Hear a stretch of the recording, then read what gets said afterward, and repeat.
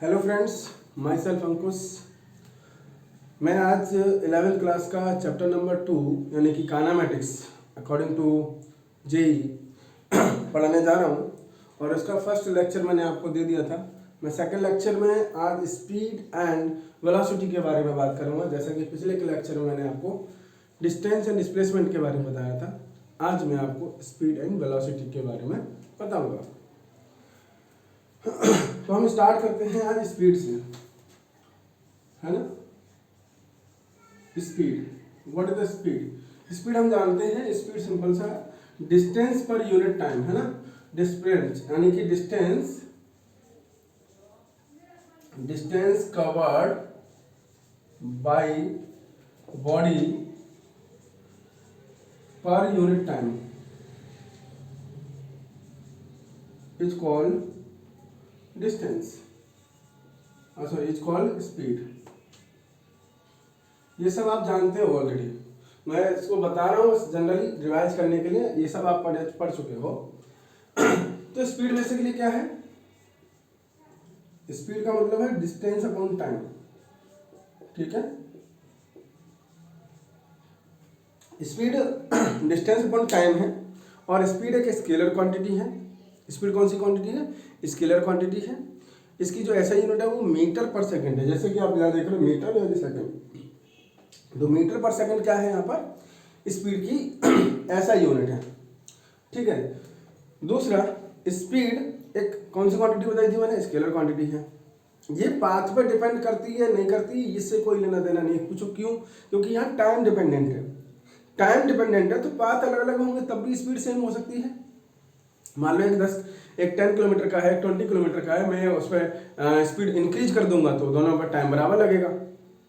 समझ आई बात? या दोनों को टाइम में ज़्यादा ले लूँ तो दोनों की स्पीड बराबर कर सकता हूँ, है ना। तो इसमें speed does not depends on path. Speed path पे डिपेंड नहीं कर रही है। सीधा बस सिंपल से एक फंडा है कि स्पीड आपकी क्या है? स्केलर क्वांटिटी है, इसकी मीटर पर सेकंड इसकी यूनिट है और ये पॉजिटिव होती है। Speed always positive, no never negative. Speed negative नहीं होती कभी, ठीक है। इसमें आता है एक average speed. Average speed, average speed का मतलब होता है total distance upon time. Total time, total distance upon total time, ये हमारी एवरेज स्पीड है, ठीक है। इसके साथ में चूंकि मैं वेलोसिटी और एवरेज स्पीड दोनों कराऊंगा, दोनों का कंसेप्ट बता देता हूं पहले आपको, फिर मैं आपको दोनों के बेसिस पर क्वेश्चंस बताऊंगा। तो एवरेज स्पीड का मतलब है total distance upon total time, ठीक है। इसमें एक आता है इंस्टेंटेनियस स्पीड। कौन सी आती है? Instantaneous speed. इंस्टेंटेनियस स्पीड जो है वो टाइम पर डिपेंड करती है। टाइम इतना मतलब टाइम के फंक्शन पे, यानी कि अगर आपका टाइम चेंज हो रहा है ना, टाइम के साथ में स्पीड भी चेंज होती है। यहाँ एवरेज स्पीड का मतलब है एक पर्टिकुलर टाइम में, एक पर्टिकुलर टाइम में आपकी स्पीड कांस्टेंट रहती है।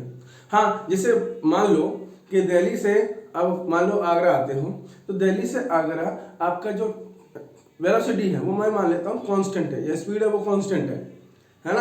आगरा स्टेशन पर आके गाड़ी रुकेगी तो स्पीड कम हो जाएगी, जीरो हो जाएगी, फिर चलेगी, फिर आगरा से ग्वालियर चलेगी तो उसके बीच में अलग स्पीड है, वो भी कांस्टेंट है। तो ये एवरेज स्पीड में काउंट होता है। लेकिन दिल्ली से निकलते ही उसकी स्पीड में चेंज आ जाए, टाइम के साथ में उसकी स्पीड बढ़ जाए, कम हो जाए, बढ़ती है, कम होती है, बढ़ती है, कम होती है, यानी नॉन यूनिफॉर्म मोशन हो गया। एक तरीके से आप ये समझो कि नॉन यूनिफॉर्म मोशन है। तो उसका मतलब है कि उसके लिए स्पीड जो है ना वो टाइम डिपेंडेंट है, ठीक है। तो स्पीड, इंस्टेंटेनियस स्पीड का मतलब क्या है? स्मॉल, है ना, स्मॉल नहीं, very small, very small interval of time,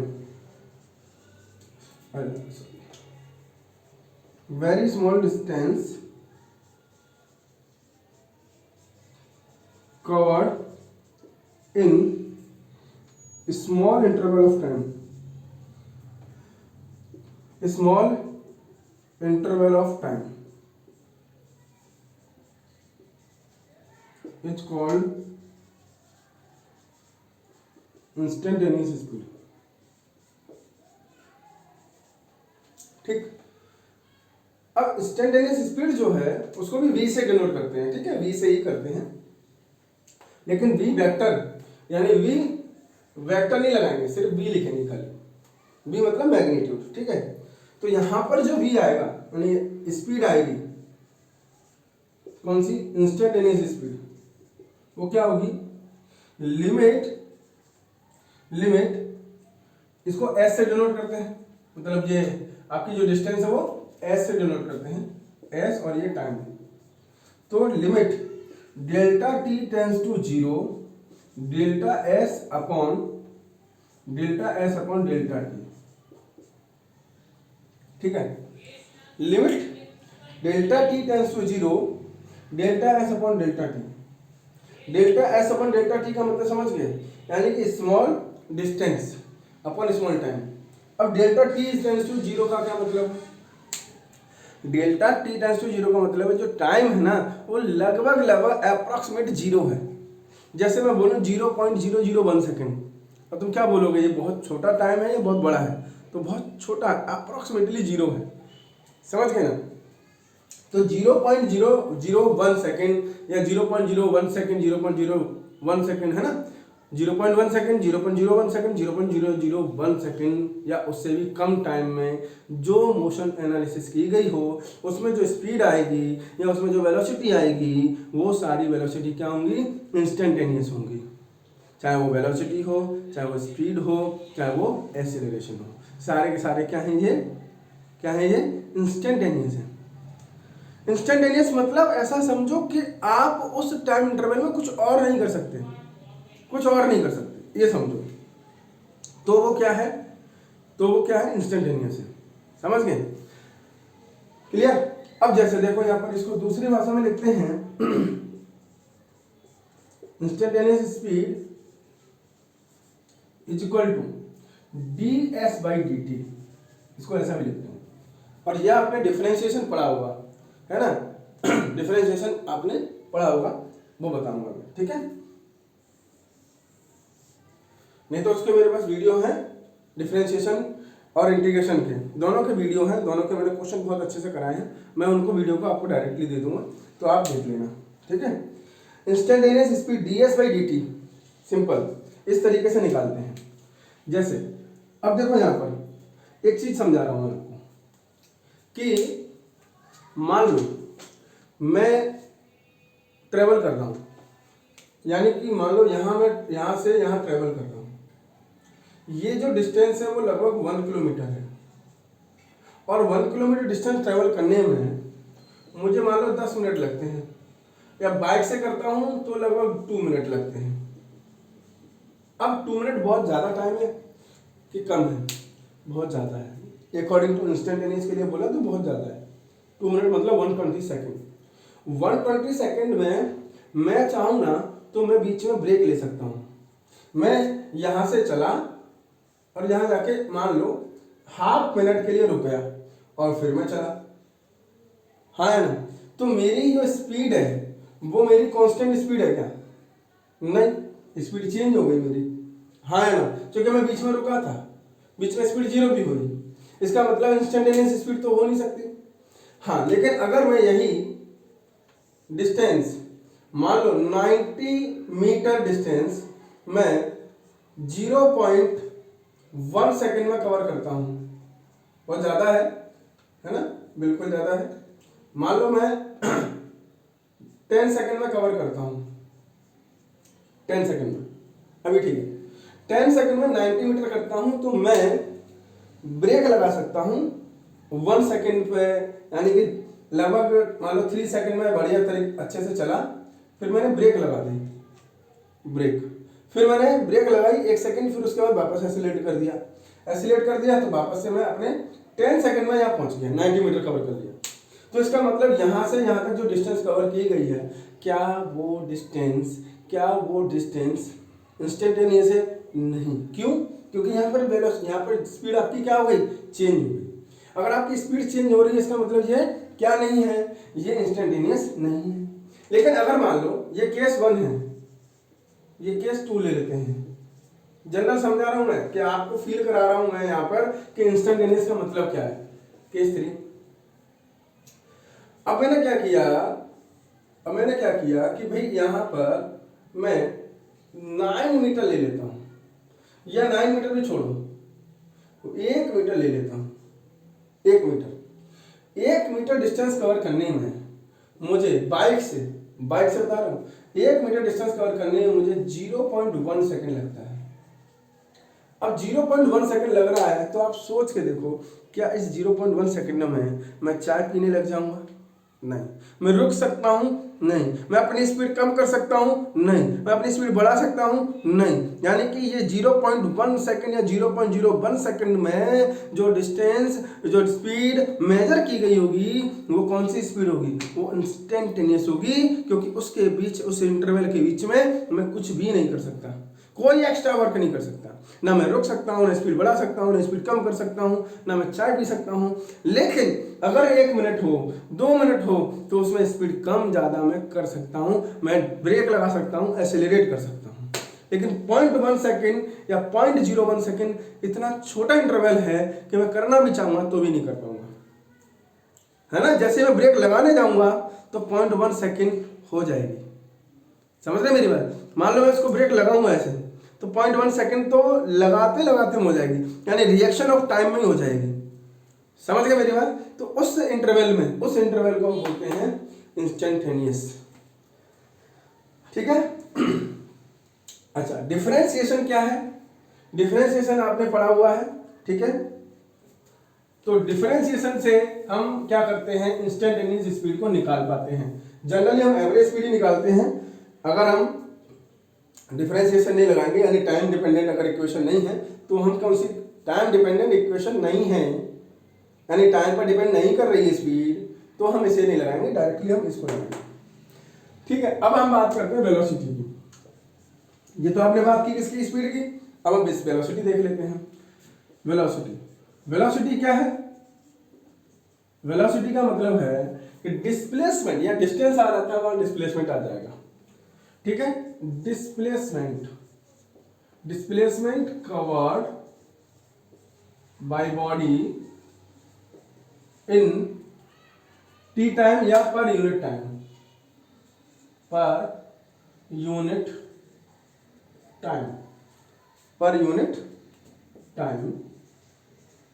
is called velocity। इसको मैं वो सब नहीं बताऊंगा कि क्या क्या ऐसा यूनिट क्या है, वेक्टर क्वांटिटी है कि नहीं, वो सब आप जानते हैं। तो वेलोसिटी जो है वो आपकी एक वेक्टर क्वांटिटी है, क्योंकि वो डिस्प्लेसमेंट है ना बेटा। तो डिस्प्लेसमेंट है तो सिंपल सी बात है कि वेलोसिटी डिस्प्लेसमेंट है, इसका मतलब डिस्प्लेसमेंट वेक्टर है तो वेलोसिटी भी वेक्टर होगा। तो वेलोसिटी एक वेक्टर क्वांटिटी है जो डायरेक्शन पर डिपेंड करती है। अलग अलग डायरेक्शन होगी तो अलग अलग वेलोसिटी हो जाएगी। ठीक है, पहली बात। दूसरी बात, यहाँ पर इसकी यूनिट वही है जो इसकी है। वेलोसिटी 0 भी हो सकती है, नेगेटिव भी हो सकती है, पॉजिटिव भी हो सकती है। ठीक है, यानी velocity can be 0, positive and negative, right. अच्छा, अब हम बात करते हैं यहाँ पर कि velocity is equal to displacement upon time, right. इसमें भी एवरेज वेलोसिटी आती है। एवरेज वेलोसिटी क्या है बेटा? एवरेज वेलोसिटी होती है कि v एवरेज डिस्प्लेसमेंट, यानी s वेक्टर अपॉन टाइम। ऐसे भी ले सकते हो, मॉड भी लगा सकते हो। ठीक है। अच्छा, अगर मैं यहां पर इंस्टेंटेनियस की बात करूं, इंस्टेंटेनियस वेलोसिटी, इंस्टेंटेनियस वेलोसिटी की बात करूं तो वो तो वही है जैसे यहां पर बोला, very small displacement, very small distance है ना, क्या लिखेंगे? Very small displacement covered in small interval of time is called instantaneous velocity. तो यहां पर सीधा लिख देता हूं कि v इंस्टेंटेनियस क्या आ जाएगा? dv by dt, ds by dt,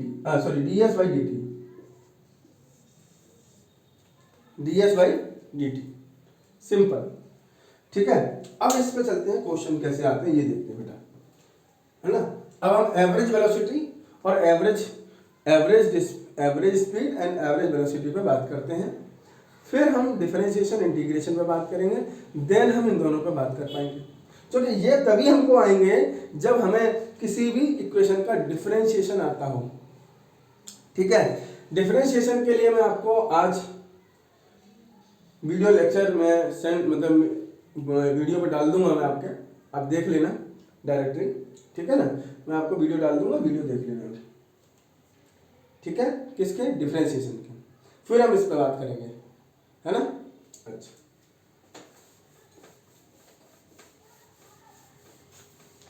चलो अब देखो, एवरेज वेलोसिटी और एवरेज स्पीड ये दोनों चीजें स्ट्रेट लाइन में सेम रहती हैं।